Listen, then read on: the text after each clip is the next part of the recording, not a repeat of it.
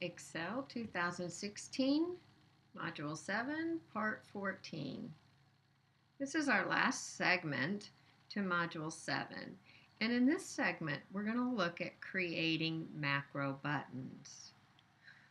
We're going to get back into our winter macro enabled workbook so that we can look at this option. So first of all, we looked at creating our macros, and we found that there were two ways to run them. We could use the macro button, and we could select them and run them using this dialog box. Or we could use that keystroke combination that was the shortcut key that got created for each of these. Now we're going to learn how to create a button that will look like this, and when I click it, it will run a macro. Now I will show you what happens when you have one that doesn't work properly. You're going to click on it and you're going to get this error message. That's because I have not assigned that button to a macro yet. Now to keep in mind, over here on this Insert tab, you'll find Inserting Shapes. If all you do is insert a shape, it is not going to link to your macro, and it is not going to run the macro. So you cannot use Insert and Shapes. You need to go to the Developer tab, and underneath the Insert button there for inserting controls, you're going to choose this top corner option that says it is a button form control. When you click on that button, the next thing you're going to do is draw out the shape of the button. So I'm going to start in in A14, and I'm going to drag down and drag over so that I create a button shape between A14 and it's going a little bit into B16.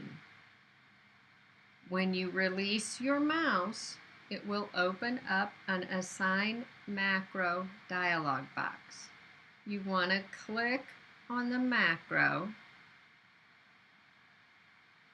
on this box that you want that button to activate. Then you're going to click OK. Now you do not want to click on anything. You do not want to hit the Enter key. You want to start typing the button name. Okay, so I want this button to say Print Receipt to PDF. And I type that. I do not hit Enter. I do not do anything else. I click on a cell away from the button. That finishes it. Now to test it and make sure you work, you're going to come back and you're going to click on the button. You should see it doing its thing. It's running the macro. It created my PDF. And it put my cursor back on B3. So that ran my macro. So we're going to practice two more buttons. We're going to create them for the other two macros that we have. If you do not have multiple macros, you can practice creating buttons for the same one. So we start out on the Developer tab in the Control group using the Insert Controls down arrow. We choose the top left button form control, and then we drag out the shape of our button.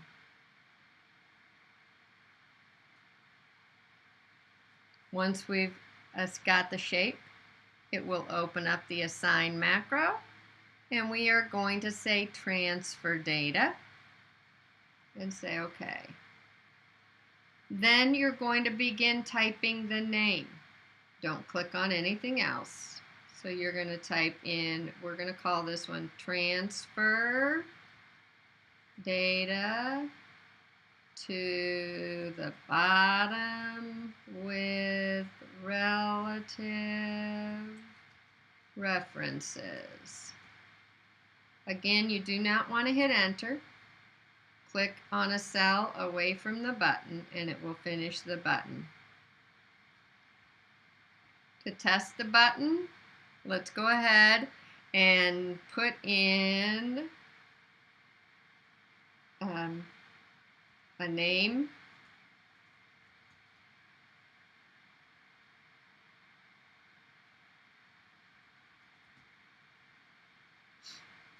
Pick an activity for that person.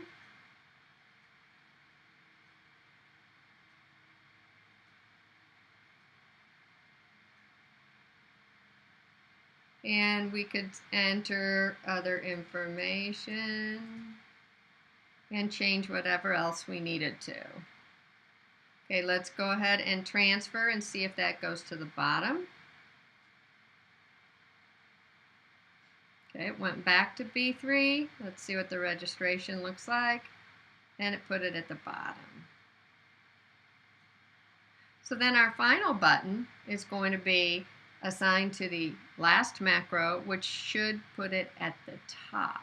So let's see what happens there. We go to the Developer tab, in the Control group, insert a button form control. We drag out the shape of our button, assign it to the macro, and click OK. We are going to call this one transfer data to top without relative references. Click away from the button so that it finishes.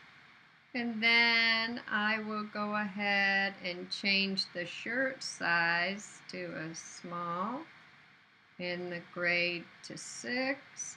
And we'll see if that shows up at the top.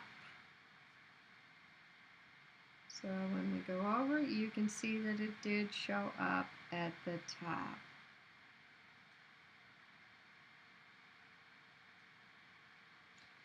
The last thing I want to show you is if you have a button that exists, but as you see, it won't run a macro because there's nothing assigned to it. So what you're going to do is you're going to right-click on the button. You'll find an option down here that says to assign a macro. Then you pick the macro that you want it to be and click away from the button. So let's see if it did in fact print to the PDF. And you can see that it opened up our PDF and took us back right along. So that's how you can add a macro to a button that already exists. You're going to choose the right click. Sometimes it comes up and says that. So click it again and click somewhere else and do the right click again. And you may have to do it several times till you get the right shortcut to open up.